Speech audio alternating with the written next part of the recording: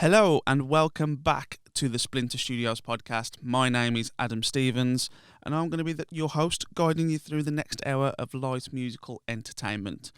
A few little housekeeping bits just before we get into it. First of all, apologies that it took so long to get another one out. Since we've come back from all of the lockdown stuff, it's getting the studio back in order and things have got busy again. Gigs have started to come back up.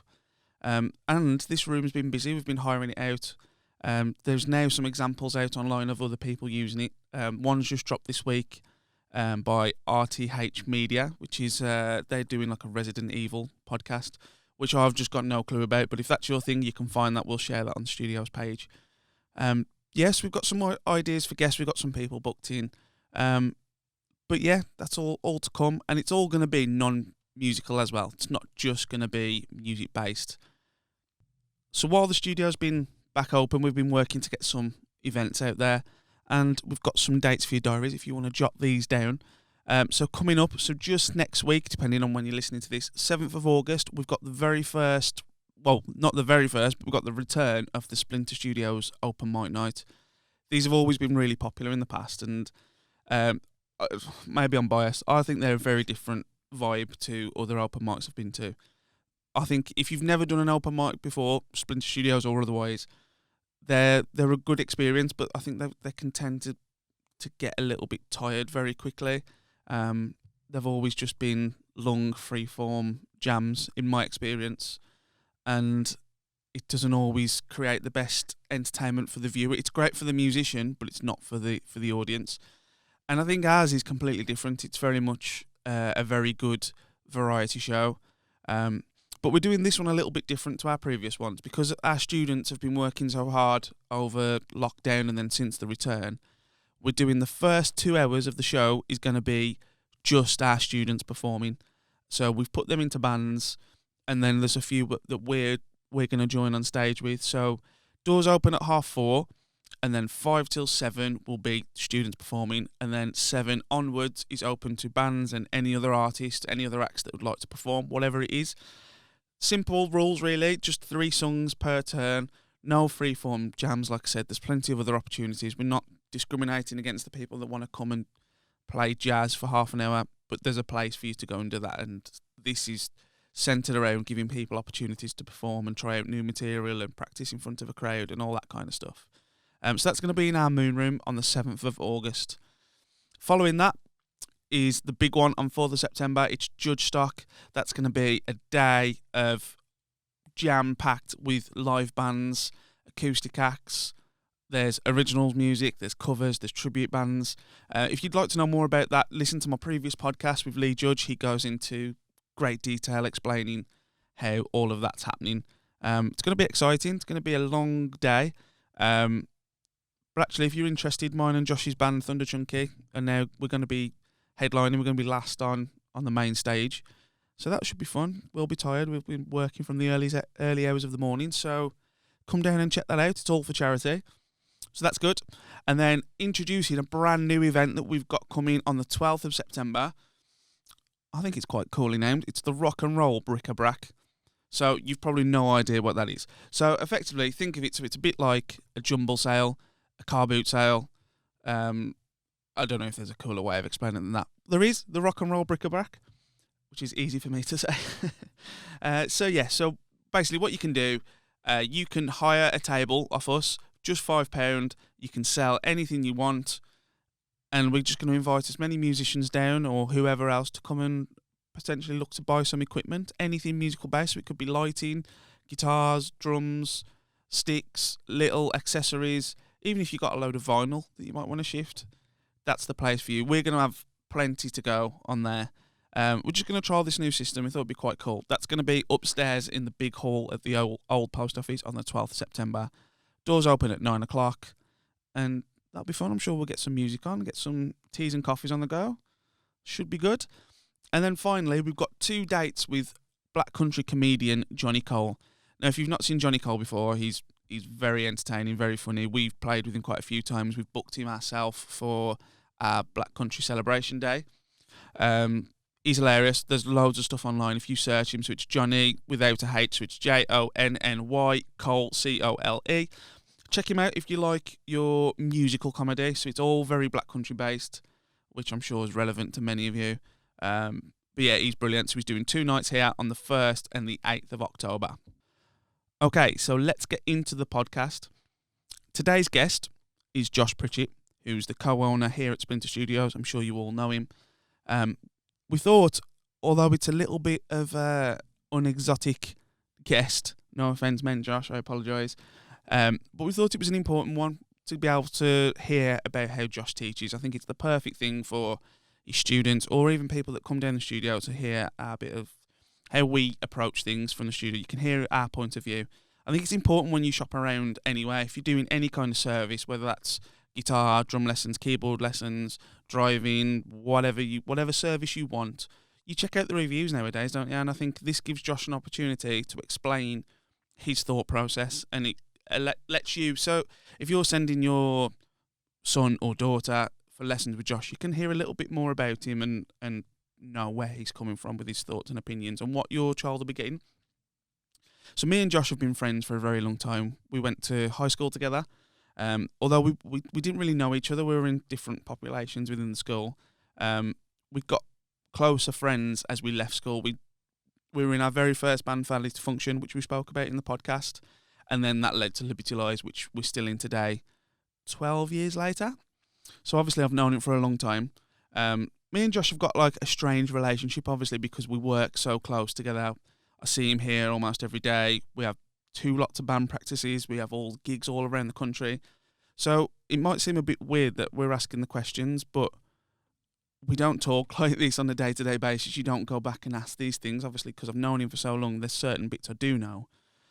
But Josh is a fantastic guitarist. I'm glad he's not here. That's why I had to do the intro without him here. He's a fantastic guitarist. I'd trust anybody with him. I think he's a really great teacher as well, which is probably more important.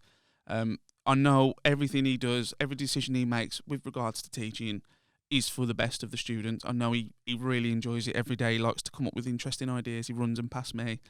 He's always looking to evolve as well. And I also think it's important, as we mentioned in the podcast, he's not doing it for business decisions, certain things. So we talk about the grade system and what he feels about that.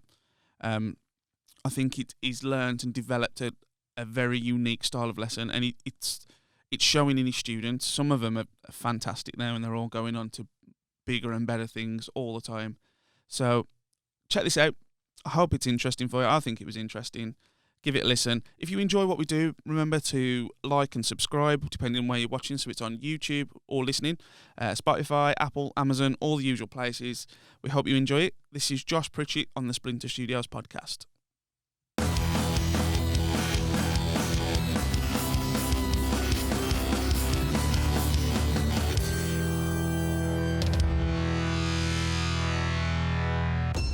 Feel nervous? A little bit. I'm wondering what these questions are. Well, I should probably just say for clarity that we haven't, despite the fact I see you probably every day, we don't talk at length about any. Like I've never asked you these questions because I've just known you that long. So it'd be weird if I just went, so what's the reason behind this? So I haven't really gone into great depth with any of these. So this will be interesting. So I thought it would be good for all potential students or parents of students or anyone that's interested in the studio just to know a little bit more about you. So this podcast is just going to be just about you. Wow. It's frightening. Scary, isn't it? So no pressure. But we'll say there's some interesting questions and they're not all musical. Okay. So I've got a philosophical question for you at the end. Okay. So then let's start. So before there was music, in the life of Josh Pritchett, what was that? Sport. So yeah, I'm a very competitive person, as you can probably remember our games of FIFA and stuff. So for me, football, boxing, anything competitive, I was like kind of drawn to. Not necessarily any good, but I hated losing so much that it was just kind of like I'd play anything just to win. So you played Sunday League? Played Football. Sunday League, yeah. Football. Played Saturday League for a little bit as well. We both played for the same team as well, didn't we? But at different times. Well, your dad was the coach just before I got there, I think. Yeah. Of Park Hill Boys. Yeah, started at Park Hill Boys, and then I we went and joined Hilltop Rangers, whereas you went to Park Hill Boys I then. stayed at Parker Boys for forever. Was that my your whole first career. team? My first proper team. When I was younger, I played, when it's like under 8s and stuff. Yeah. I think, was it Silverdale? I played for someone around the local area. Position? Well, I started as a midfielder and then it was goalkeeper. See, the goalkeeper in musical terms is the opposite of a guitarist, isn't he? Yeah. Like, if you're thinking about on the stage, see, the goalkeeper's more like a goalkeeper, or a centre back's more like a drummer, I think. Yeah. Whereas I think you're more of a right winger in musical terms. Yeah, I'd say so. It's hard to kind of quantify in it because the goalkeeper position, if your team's doing well, no one notices you. Yeah. As soon as you're losing, it's all on the goalkeeper. So Yeah. I really enjoyed it. But what seemed to happen was I was in goal and I was playing some really, like, I was half decent. But I stayed the same height.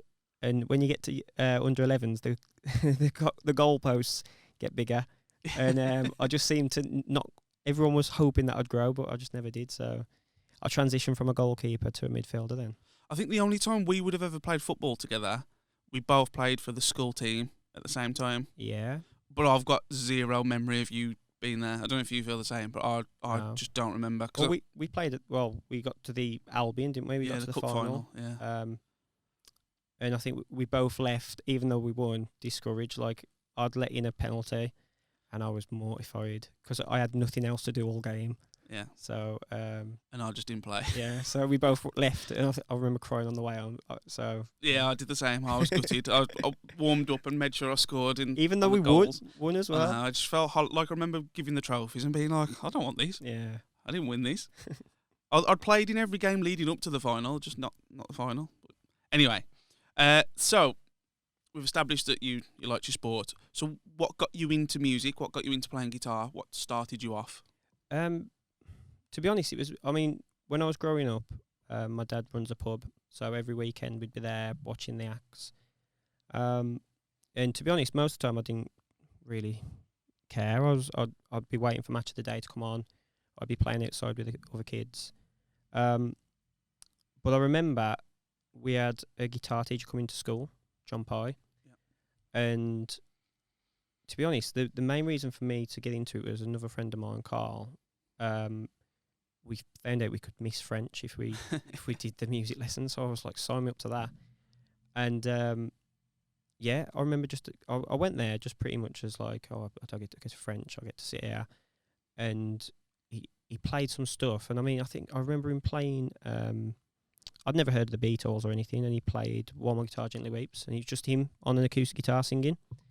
And I was just like, oh my God, that's just the most insane thing ever. Did you know the song already? No, I had no idea. I think the closest thing to music, but them now, that's what I call. I had one of them with Eminem, and I think been now 78 or something, wouldn't it? Back in the day. Old. And Nickelback was on it as well. Hey, you remind me. And I think Hero, the one he did. The Spider-Man. Yeah. So I love that, but John Pye. I remember once he bent a note on the guitar and it blew my mind. I was like, "Are you allowed to do that? Like, what's?" And that started all for me.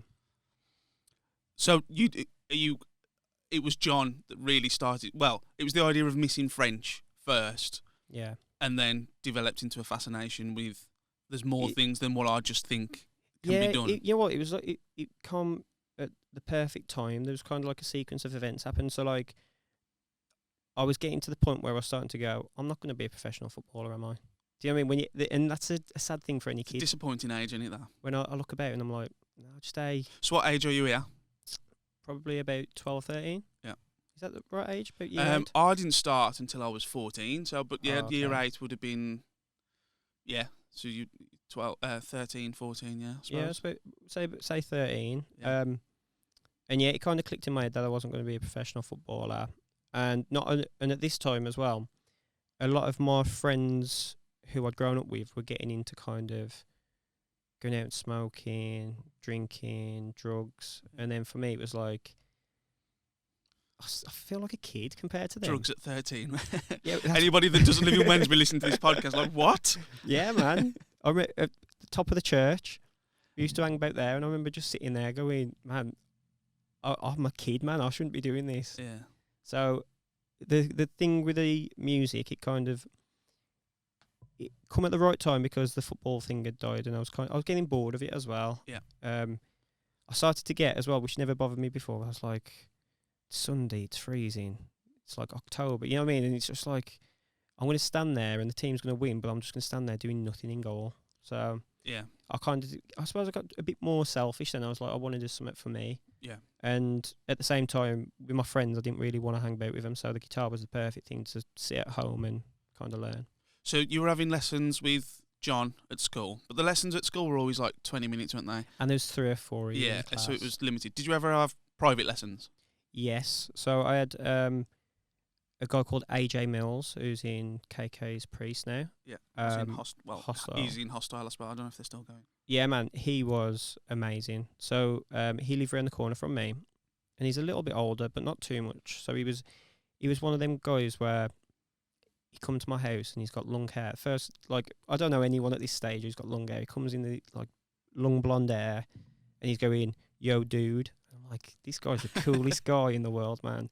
So he comes, and I remember he'd drawn out a sheet in pencil of like, this is where your fingers go and all that. And looking back, I think that's such a cool thing to have done. Yeah.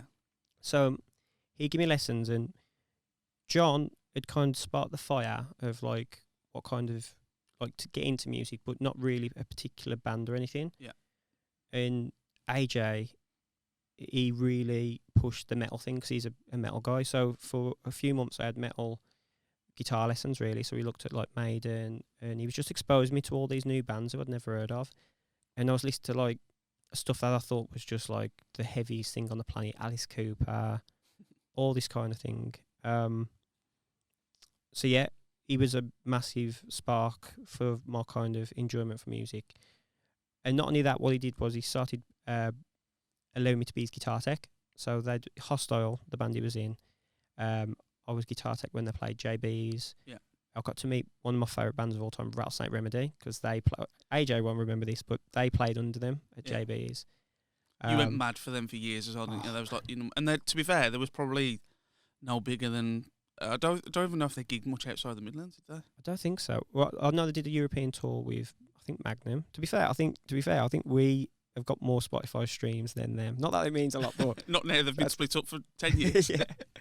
But yeah, I love that band. So AJ really kind of took me under his wing and really helped me out with that. And then I had subsequent teachers from there. He introduced me to a guy because I really love my blues music called Trevor Ridney. Mm-hmm.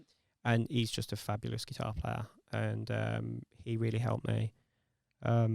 It's weird, the links between us before we even knew each other, because obviously I know Trevor Ridney separately because he was the guitarist in my dad's band. That's mad, isn't it? So at 14, I was watching him play every week. I would go to my dad's practices and just sit in the corner and watch him play and thinking, man, he's incredible. I've never thought about that, actually. And it is weird that we both knew him.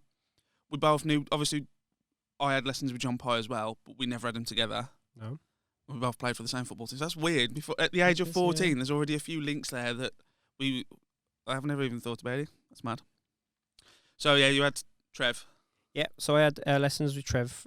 I can't remember how long for, but he with the metal and stuff. It took me a while to get into that. So as much as AJ tried, I just couldn't connect to it. But the blues stuff, I feel like most people start with like soft bands and get to like the heaviest stuff. Yeah. And I think that for me, the heavy stuff straight away, even like Maiden, I was a bit like, it's a bit too much. Bring your daughter to the slaughters a little bit near the knuckle, isn't it? You know, it's just, I think we get it down here when you get a lot of kids in and there's a heavy band in, it's just like a cacophony of noise. Yeah. And they come and they're like, and it's like that thing with my dad's ears. As soon as someone starts screaming, he's like, oh, turn that off. Yeah. Do you know what I mean? Put Marvin Gaye on. And I think it's that thing there. I had to kind of go from the blues and then work my way up. The Bon Jovis, That's really uncool, but you know what I mean? The Bon Jovis and all that. So you went in reverse down the cool spectrum, didn't you? You found the cool bands first, and then went, I'm gonna go Nickelback and Bon Jovi, and then you went mad for Richie Sambora, didn't you? Just I still love him.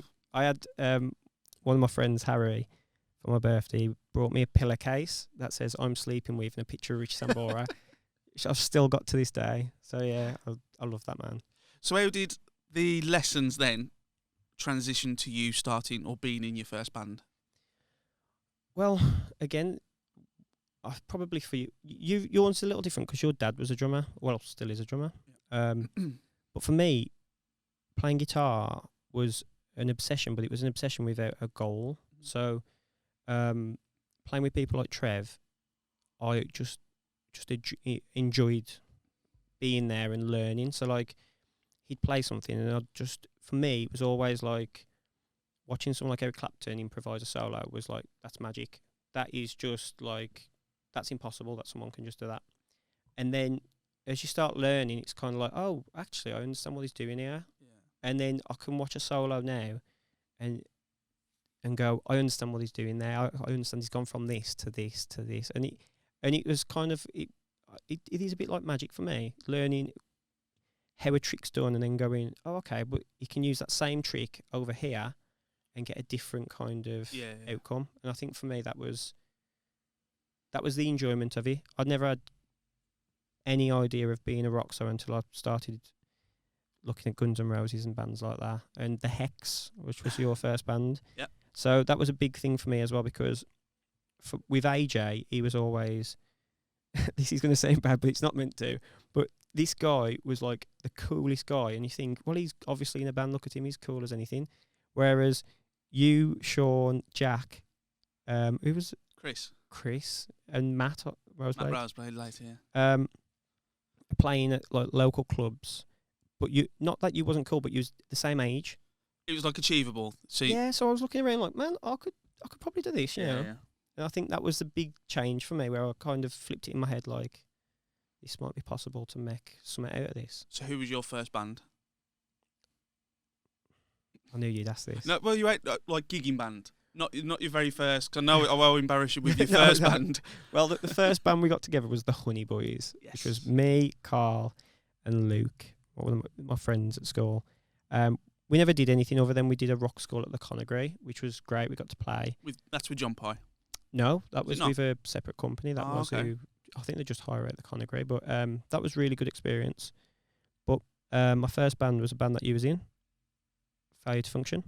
Oh yeah, that was my first proper band where we actually did some gigs. We did some we actually recorded in this room, which is just mad. It's weird.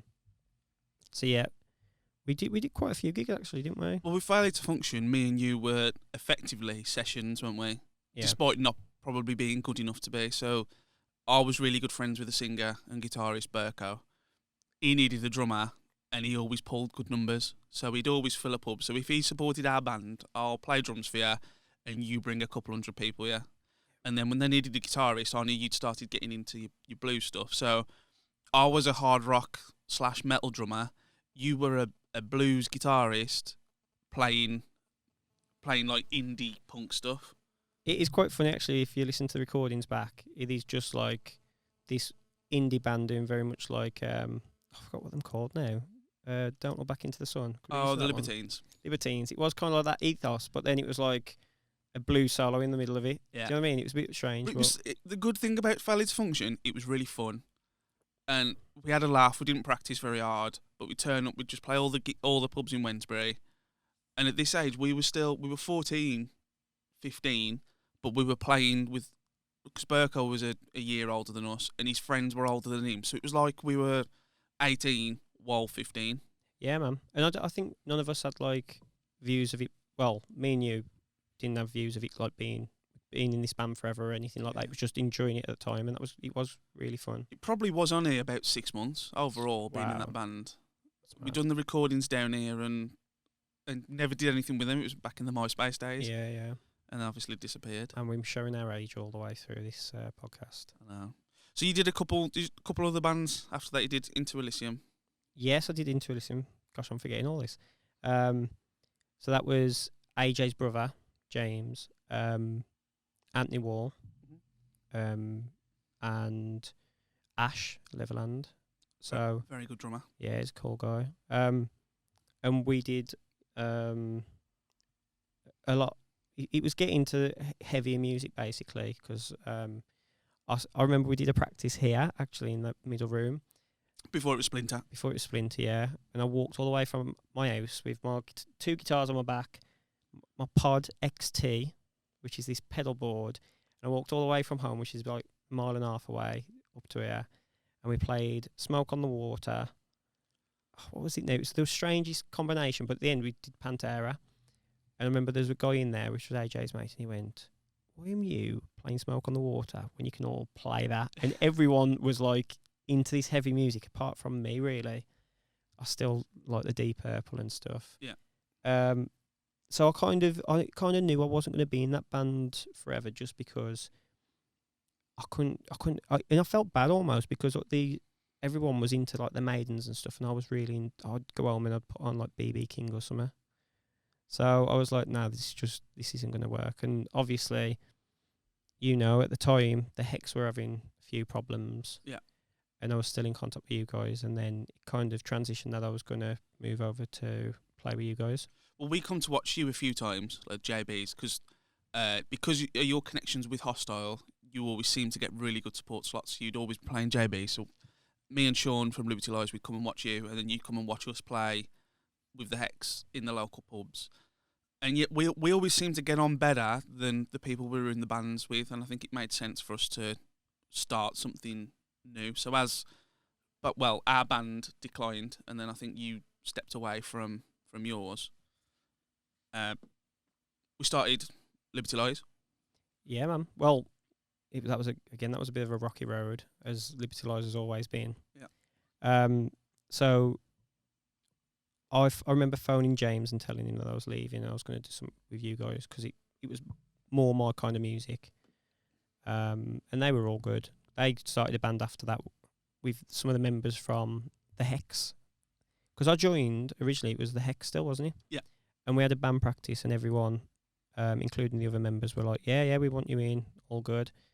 And then Sean, in his Sean ways, put a big picture of me up on MySpace, and apologising to the other guy. Rather than ringing the guy or anything, publicly just putting a picture up of me, what probably wasn't the best move. And kind of the shit hit the fan, didn't it, really? Yeah, it wasn't great. So, and then Liberty Lies was born. So yeah, and there was a change in mindset, wasn't there, straight away? So it went from being, obviously Liberty Lies had to start off being the small pub band because that was all we knew. But that was never, there was a goal with Liberty Lies. There was somewhere that we wanted to be, and it was to expand from that. So how was that change in mindset for you? How was it approaching a band differently than everything you'd done before? Because I think this for you, I think I'm right in saying, was the first time it felt like it was your band. Yeah. You weren't joining a project. It was your band equally as everybody else rather than coming in as the guitarist. Yeah, I think that changed very fast as well because for me, when I joined, when I had the mindset of joining the Hex, it was to join an already established 4-piece, well, 5-piece, but I'm going to make that extra member, so I was just going to be another cog in the wheel. When the other two left, and there's obviously you playing drums, Sean singing, and then there's me playing guitar, my role changed drastically and there was a lot of pressure, but good pressure put on me to kind of come up with riffs and stuff that I'd never really had to do as much. So I think it was one of the best things that could have happened really for me because I do feel more comfortable as the tambourine man at the back. Do you know what I mean? Like I feel more comfortable as that, but being pushed to the front a bit more really kind of it was like do or die basically. Yeah. And I didn't think before that I probably thought I wouldn't enjoy that, but that extra responsibility and pressure really kind of, well, still in the band now, so obviously. So obviously Liberty Lies is a massive story, and we could probably do that at a separate time. And there's also Liberty Lies has got their own podcast, so if anyone's interested in hearing more about that, you can find that. It's actually hosted the same place as this one. It's just the Lies cast. So if you have a listen to those episodes, you can hear more. So have you got any particular, and there's many of them, but what has been some of your highlights from being in Liberty Lies? To summarise it and lump it all into one section. It's difficult, isn't it, man? Man, Liberty Lies is like being in a relationship with someone who's bipolar, because just every week it's just full of highs and lows. I think for me, around the Shinedown tour, obviously the Shinedown tour is something that I'll remember forever, but around that time, we were so ambitious and everyone was on such a same wavelength. And as a band, we had this kind of, it was almost like life hadn't hit us yet, because there was me, you, Sean, Matt and Wolfie, and anything outside of the band, it felt like could be dropped at a moment for us to do this. And I think I remember there was so many times we'd practice for hours on end and we'd all be doing emails and stuff. And I remember that when we almost got the Evanescence tour, and we all was outside our lockup, and it's hard to explain the feeling, but it was like every one of us, it was like a gang. Yeah. That's probably the best way to describe it, because we was all 1,000,000% in this thing. Pulling in the same direction. Yeah, and it's for 5 people to do that, it's hard. And I don't think we've ever got to that stage again, realistically.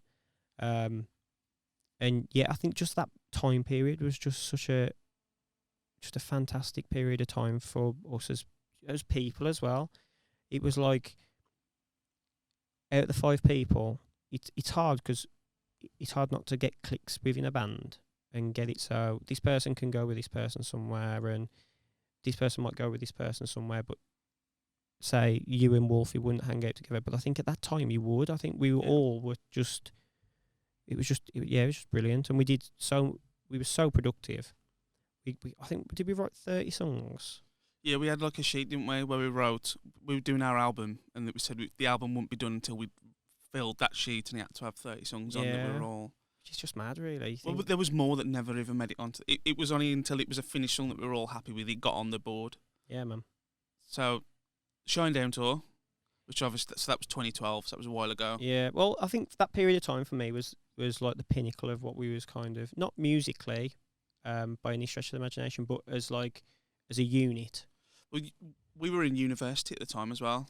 But when I think about university, we don't care, did we? Like, we went to university for the band, because it gave us more time to do the band. Well, it was university or get a job. Exactly. And if you get a job, you couldn't guarantee you'd be able to gig.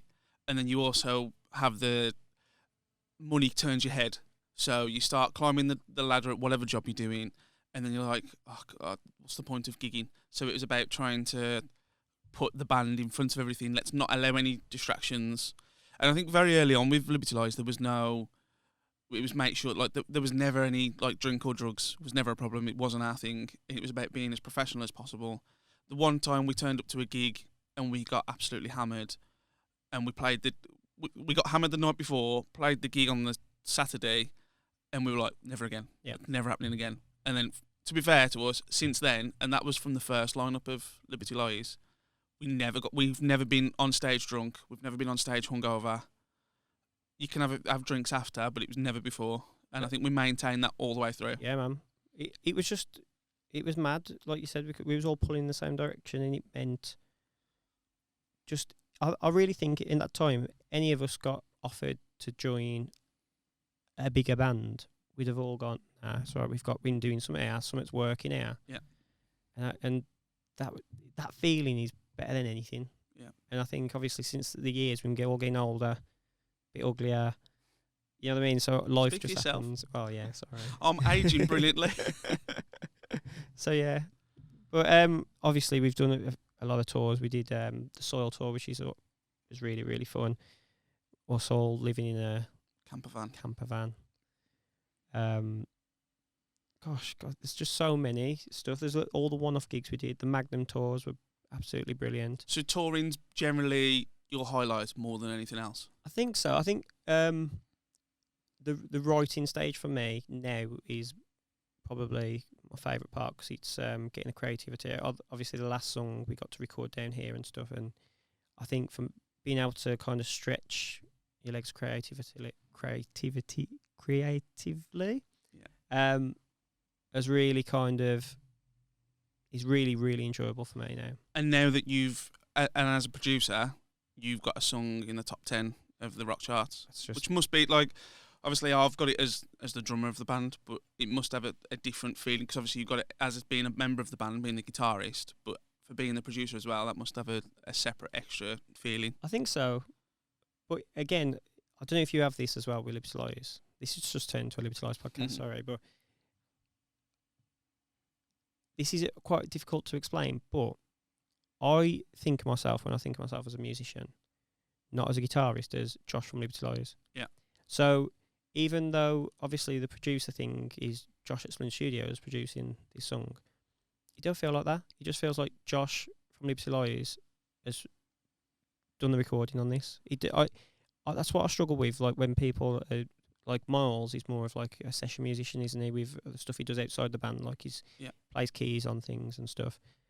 And I find it difficult because I don't think of myself as a guitar player. As after that saying, I just feel like I'm one part of Liberty Lies. Yeah, so like I get that, because the win is Liberty Lies win. So if you'd have produced somebody else and got that same chart position, it feels great, but it's not the same as when it's your own. No, it's like your own baby kind of thing. And that's why I haven't really pursued it as hard as I might have done.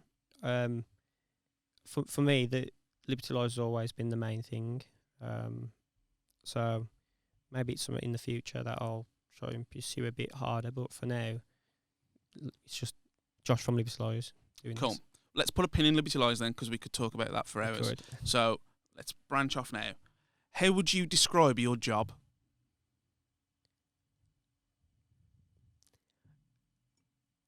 That's that's a really good question.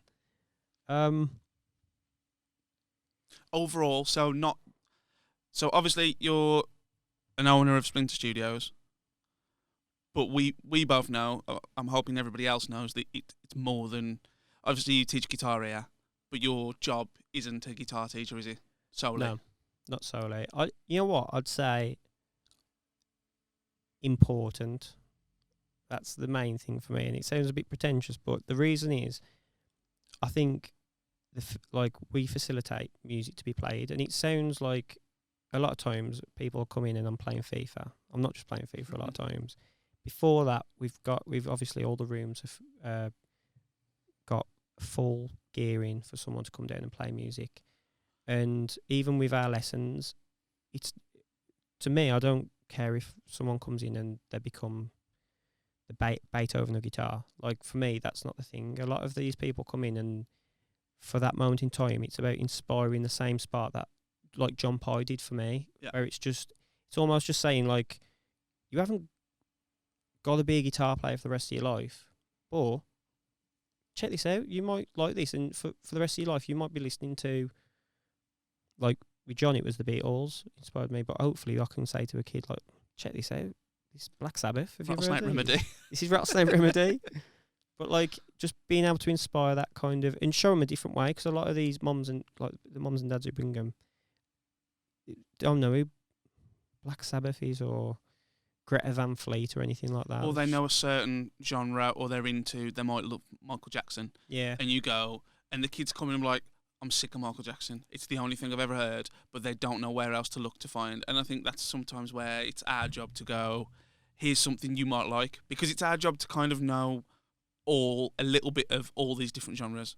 I can't profess to be an expert on the top 20, or I know a lot about jazz, but if all you've got is just rock music, we can open you up to some other ideas. Well, I think of us as, like, again, this is a bit pretentious, but like gatekeepers almost, because it's not just showing someone every time they walk in, check out Black Sabbath. It's going, what do you like? Oh, you like Michael Jackson? Well, you know, the guitarist who did that, he also did this. So you might like this. And it's like, and being able to say to them come with their preconceived ideas of something, and not you just kind of bash them around the head with the bands that we like, but being able to tailor it for them, saying, well, if you like this, you might also like this. Yeah. And it's almost, I suppose, if you go on Spotify, it's like that, but with someone thinking about your needs and then being able to introduce something that you think will kind of enrich. And a lot of times you do it, and then I've had kids go, "That's pants. Yeah. That's crap. That is." And I go, oh, "Okay, let's try They've something tried else." it. They've listened to it. Yeah, and just even having that kind of, I mean, you must get it with drums all the time because the top 20 with It's drums. dreadful, yeah.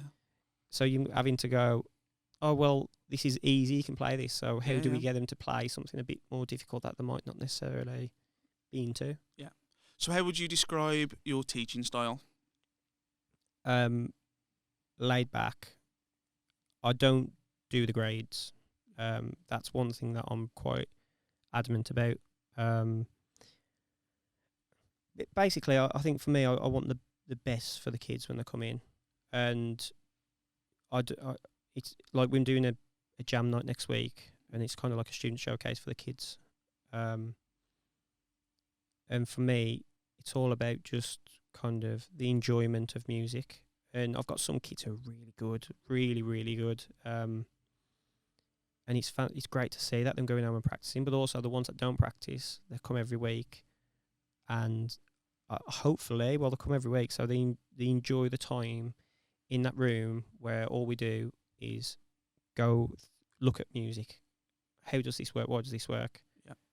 And I think and I think as well, what I've realised, because it's been 5 years since we've been teaching here. More than that. More 8. than that. Wow. Okay, 8 years. What I've started to realise the last few years is it shouldn't be a solo instrument. I think what we do here is try and make it a social instrument, and we say, you know this on guitar, or you know this on guitar, you know this on drums. Let's get you in a room and play. Yeah. And even they might not ever do anything with music, that enjoyment of playing with people is just, unless you've done it, I don't think you can explain it. I think sometimes as well the pressure can bring the best out of you, and I think it's something that we would have both been guilty as teenagers, that it's very easy to sit in your bedroom and go, I can play 3 songs now, so look at me go. Yeah. But then when you've got to be able to play that in front of an audience, you're like, I better practice. And I think sometimes you can get that, and I think music's really strange because you get a bug, and I talk about that to my students all the time, and the parents always come up and say, how's he getting on? Well, he's never practicing. And you're like, well, it'll come. And the fact that he's still here, he or she can play the parts, it will come. You can't force people. As soon as you start going, you've got to do an hour every day, that's when they'll come to you in 6 weeks' time and go, I hate guitar, because they're being forced to. And it's the reason why they're playing their Xboxes or their TikToking or whatever it is. And that's the reason why I think teachers use grades. And I think it's, you hook them and you hook their mums and dads, because then they can go, well, he's just done grade 4, so we'll keep him for another year so he can do grade 5. And they get to grade 5. Oh, they've done grade 5. And it's an easy end goal to sell to the parents and go, you keep your child with me for 10 years, they'll be a grade 8. And then at the end of grade 8, they can be a professional drummer. Whereas we both know that it doesn't work like that. And all the best, there's hundreds of musicians that come down here.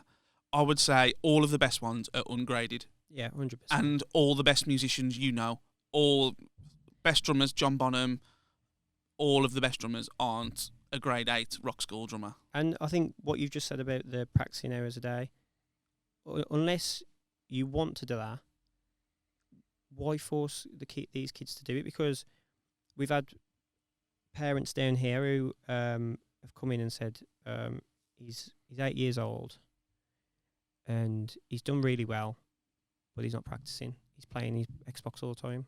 I'm like, he's 8 years old. Yeah. He's 8 years old and he can play Sweet Child of Mine. Like, just be happy. It's this constant thing of moving forward. And I think, even though I think we'd be booked up more if we was to do the grades and stuff like that, I don't think either of us, knowing what we know as professional musicians, it's a bit unethical, I think, with a lot of the stuff. And I think it becomes a business, doesn't it? And I think that's why I think it's important for us to stress when we say it's not because of any kind of business reason. It's because we think it's better for the student, and we would always advise. And the thing is as well, we've prided ourselves on, if someone comes and says, this is what I want as a lesson for my child, if we don't think we can offer it, we won't just go, oh, well, I'll just take the money. Yep. We will always try and say, like I've said before, I'm not a jazz drummer. I'd really struggle. I would attempt it. If you want a taste of jazz, I can do it. If you want to learn to become the next Buddy Rich or whatever, I'm not the guy. I can recommend you the guy, but it's not me. And I think there's a lot of other people that would just go, yeah, come to me. I'll learn jazz on the job and then I'll teach you. I'd just rather not do it. And I think that's similarly with doing the grade system for you. It's not about ticking a box. And if someone's adamant that they want it, then at least you're straight up going, look, there's other teachers that'll do that and I'm not the best teacher for you. Yeah, 100%. And the funny thing is, I actually did my grades. I never did them when I was learning, but before we started, I was like, oh man, I need to do my grades because people are going to come in and be like, so what grade are you? How do you teach? So I rushed and did my grade 8 straight away, went and did it, and I just was like, whoa. I thought people would ask. Not once have I had someone come and ask, what grade are you? Yeah, same. We've never put them, like, we never had to put it on the wall saying we're in this grade. We've both got certificates, haven't we? Yeah, and it's never once. And I feel the same way about university as well. Just personally, no one ever asked me, oh, what's your degree? What's the degree you've got? The fact I've got one, same as the grades. And I can say if someone wants to know, and I've done the grades to be able to, if you ask about them, it's an informed decision. Whereas I think if we'd have just blindly never done them, how can you pass off your opinion then and just be like, because we've both spent money having lessons, doing the grade system to be able to go, actually, it didn't work for me. Yeah. And that's not to say it doesn't work for other people, because obviously it's a massively successful business, but I think that's the key thing. It is a business. And whilst we are a business, how many friends have you got from teaching? How many of because you teach quite a few adults who've become good friends with some of the kids. I don't know, you can't necessarily describe them as mates, but you get to know them and they tell you how their day has been, and it's a good part of their week to come and interact. And 100%. And I think as well, our teaching style isn't going to be for everyone. Yeah. And I think that's okay. We kind of just try and be ourselves, and when we click with the right people, it seems to work really well, and that's why we have people stop with us for going on 5 years, some of them now. So yeah. Cool. I wrote this question a while ago, so I've got to reword it. I apologise for this. You're now 30 years old. Oh man, sorry, I am sorry. Has turning 30 changed your thinking, either about music or about the music industry or your career? Has crossing that threshold changed your opinion? Yeah, 100%. And it shouldn't be, because it probably shouldn't have waited until I was 30, but the big 3-0 kind of fell on me like a ton of bricks, I think. And I think when I was saying before about when we were a bit younger and everyone was pulling in the right direction with a band and things like that, you do look around now and you're 30 years old and you think, okay, in the next 10 years, there's a lot of things that needs to happen for my life, outside of music, outside of business, that I want to happen. But then, on the other hand, the band hasn't kind of reached the height that I thought it was going to by this time, and I'm not sure kind of what like I enjoy being a teacher, but for me, being a teacher was the stopgap for Liberty Lives becoming big and me becoming a massive rock star. Do you know what I mean? So I think I'm just trying to get my head round at the moment, because even though I preach about the thing of that everyone's relentless drive, that everything's got to be bigger and better all the time, I think within me there's definitely that, where if I'm not moving forward, it doesn't mean I'm moving backwards. But to me, sometimes it feels that kind of just enjoying that moment is difficult. So I can't help but look about and look at kind of like what's next. Like we've done the teaching thing, me and you, and we've made it a really good success. Yeah. And then it's like looking at, well, what's next? Is it, do I go and do my PhD? So that was the thing that I was looking at a few years ago when I'd finished my master's. Or do we start doing stuff like the studio we was on about, doing a hire and sell thing with gear? So it is difficult to kind of just be content and just chill. Does that make sense? Yeah. So I think what you're saying really, rather than your career being a 1 step forward, 3 steps back, it's sometimes you're at that 1 step, but it feels like the next step's getting further away. And being 30 is it's stretching those steps. So it's a bigger leap to get to, rather than you're going back 3 steps. Although people around us will try and make that happen, especially this week, they're determined to push us back. It just feels like that little bit, because obviously the steps with Liberty Lies and with original music becomes time, I think. Yeah. And time's relevant because everybody's age and circumstances are different, but just trying to get to where you want to be. But then again, success is relative because there's so many different successes, and there's things like we were on about the single earlier, like yesterday getting to 6 in the chart means nothing to a lot of people, but then to other people it means massive success, and it means the world. So it is relative to what you want to achieve, and then also the time of your life when you're doing it. Yeah, man, 100%. I think it is difficult, isn't it? Because if you'd have said when we started this business that we'd have the students that we've got, we'd have be able to do the jam nights, we have the bands in that we do, I'd have ripped someone's arm off for it. Like, that is just like what I had in my head. But then when you get there, you're kind of like, okay, what's next? And I can't help, like, I want to try and slow my mind down, but sometimes it is difficult because you go, we've got this, then let's do this instead now. Do you know what I mean? I just want to enjoy it a bit, I think. Yeah, cool. So what advice would you give to a 13-year-old Josh starting out music? So you've just turned up for a lesson, first lesson at Splinter, and it's mini you. How do you advise, knowing what you've done, what advice do you tell yourself? So that's a really good question.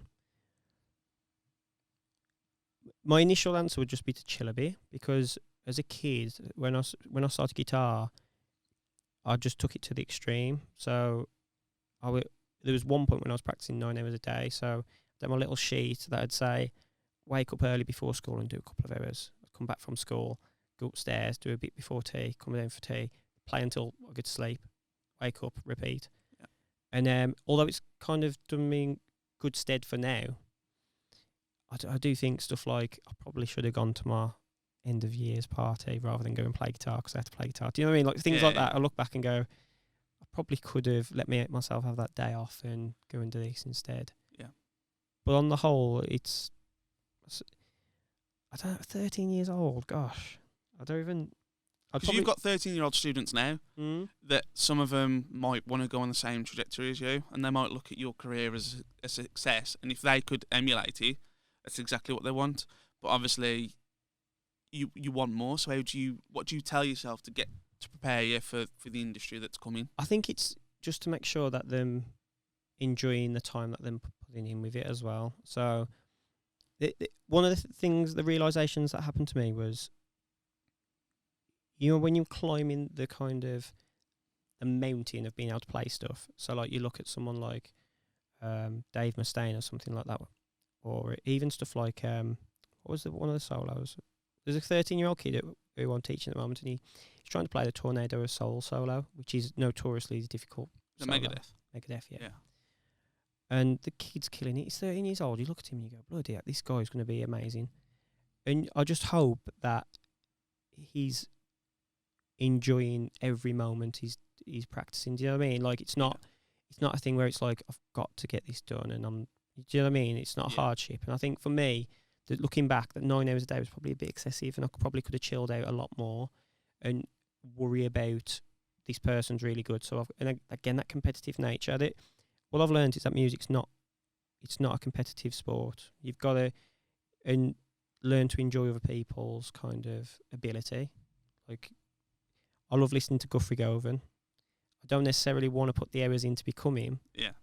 But I enjoy listening to him. And you can appreciate the hours it's got into doing it, especially doing, like him, like you're saying, doing 9 hours. He must have done that for years in order to get to...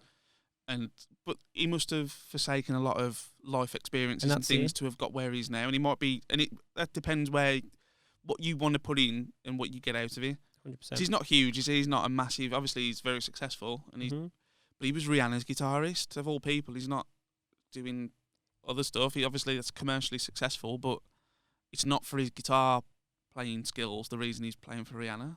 And that's the thing. If he's enjoyed every moment of it, then it's well worth it. But if he's slogged and it's been like another day, another 9 hours, do you know what I mean? It's not. I don't think it's worth it in that sense. Yeah. And I think you can enjoy music. You can be a good guitarist without having to kind of sacrifice your whole life to it. Do you know what I mean? Yeah.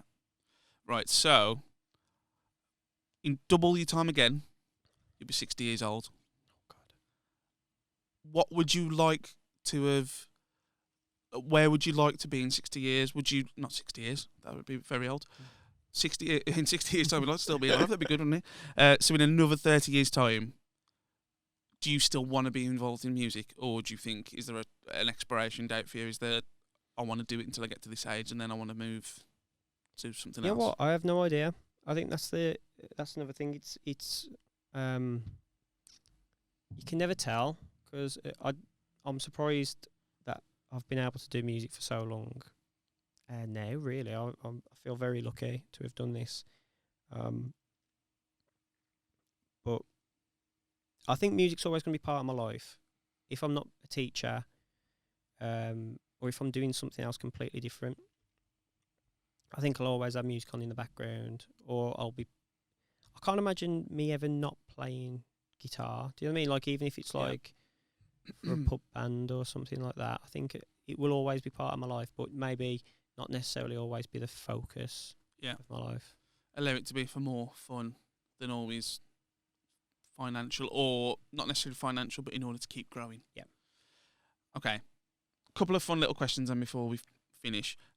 Musical bucket list.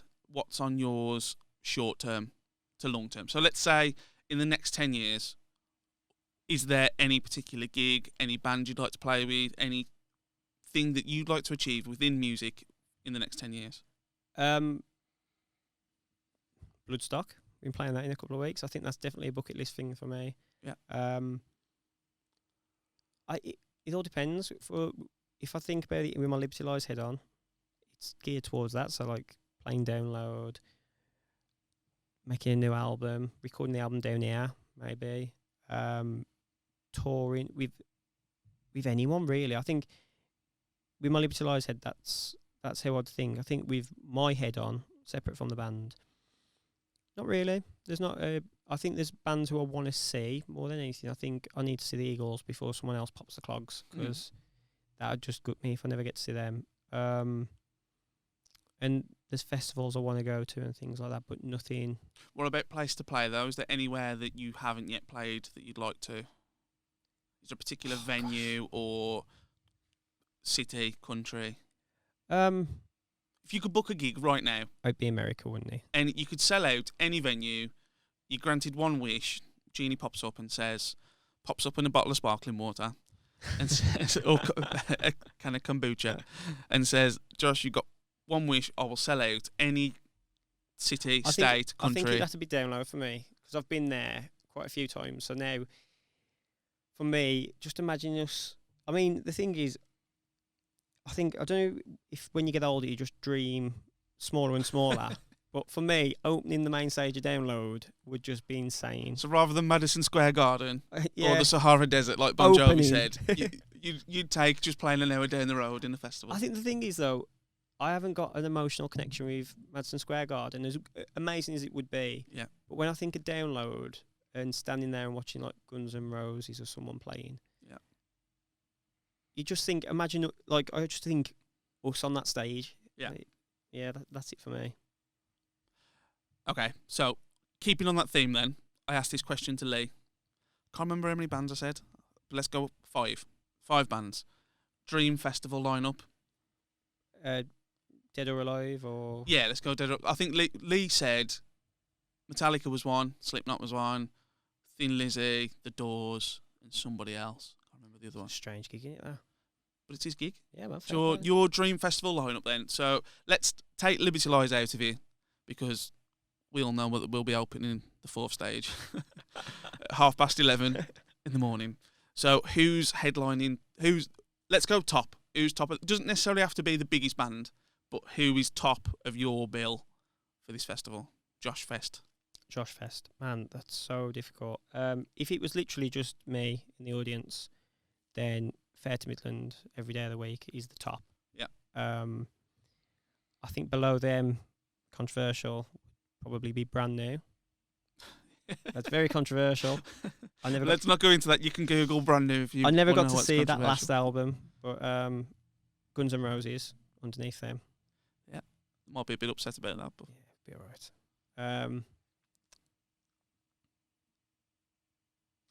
Trying to think of a band who have the Eagles below them. well, okay. The Eagles can be the second act. Who's Opening. going to open it?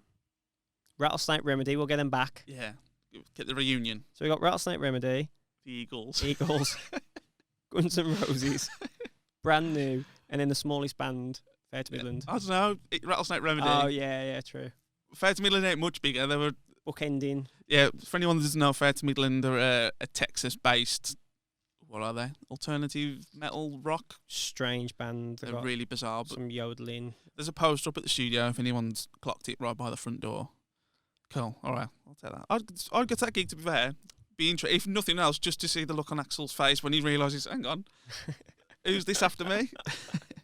Okay, last question then. Not music related at all. Philosophical question. So I think I might have asked you this before, but under a different context. So I've got an imaginary bag here, and inside this bag there's 100 balls. I should have thought this through more before I said it. So there's 100 balls. Each ball is worth £100,000. Okay? Okay. 100 balls, £100,000. Can't do the maths if that's what. Okay, that's fine. There's one ball in there that the moment you pick that ball will end your life. Took a turn for the worse then, didn't it? So effectively, there's 99 balls that win you £100,000. There's one ball that will end it all right away. How many balls do you take? Should have used something rather than balls, because me just gone balls. It makes it really weird. So how many did you take? It's a strange question, I know, but I just thought. It is a very strange question. You know what? Obviously not having... I would sit and think about this for days before I did it. But Do a little drawing in your book. you know what? Exactly. That's what I'd do. But you know what? I don't think I'd take any. No, wouldn't risk losing it. The thing is, I think about £100,000, even £1 million. I don't know. I mean, people will see the car that I drive. I don't really care about money. So I don't know what I'd do with it anyway. Like, the guitar I've got is the guitar that I'd have if I had £1 million. People can see my dress sense. I'm very lavish on that. So for me, it wouldn't be worth doing, I don't think, really. If it's... Would it change? Would the answer change if it was £1 million a ball? Because that was when I heard this question, it was £1 million. But to me, if you've grown up and lived in Wednesbury, £2 million, £3 million, it starts to get ridiculous. So you're just like, well, you could take 10 balls and £10 million. Like, I think it would change if it was more like pick a ball and Liberty Lies become the biggest band on the planet. Then I'm starting to think, oh, okay, now that's an interesting proposition. If one of them balls was Liberty Lies to headline Download, I would be like, it might be worth taking the risk. But what would I do with £1 million? I've got nothing that I want. So for £100,000 per ball, you wouldn't take one? Nah. Fair. I think I might roll that question out every podcast, that's a good and we'll just fair, see. that's a really good question. It's not relevant to any, but I did think the idea is we're not going to just have Where did you music. stole that from? I don't know. I think I listen to many podcasts, but I think that was just a random Q&A thing, and someone says, "What would you take?" So I thought that it is interesting because I've thought about it a lot, and it's hard because you could think selfishly, or you think I could reward all my family, and I'll take the risk for the sake of them getting something better. I think you've got a nipper as well now. Well, it's different, but then that's why I think if the question was £1 million, you could just take one and be set up for life. Could you imagine that if that first the ball. luck that we've had in the band as well? You could put your hand there for 10 minutes and you'd still pick out, I'm dead. Yeah, it could be the smallest ball out of the lot of them, and you'd still reach out. And if it was Liberty Lies doing it, I'd 100%. I wouldn't do it because our luck 100% would be. Yeah. that ball. It depends on which given day with Liberty Lights, because some days you could pick out 99 balls and you'd get the £100,000 each time, and then the other day the very first ball you pick would be the killer. 100%, yeah. Cool. I enjoyed that. Yeah, thanks a lot for that. It was interesting, and we've managed.